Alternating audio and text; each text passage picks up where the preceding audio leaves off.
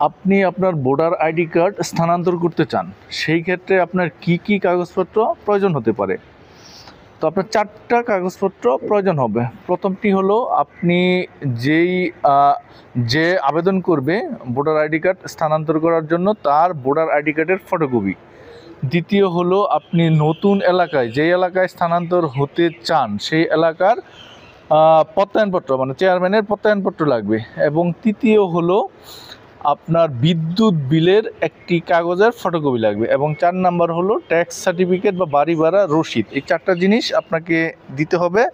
এবং এই 4টা জিনিস আপনার কাছে থাকার পরে আপনাকে ভোটার আইডি কার্ড স্থানান্তর করার জন্য যে আবেদন ফর্মটি দিবে সেই আবেদন ফর্মটির শনাক্তকারীকরণ একটা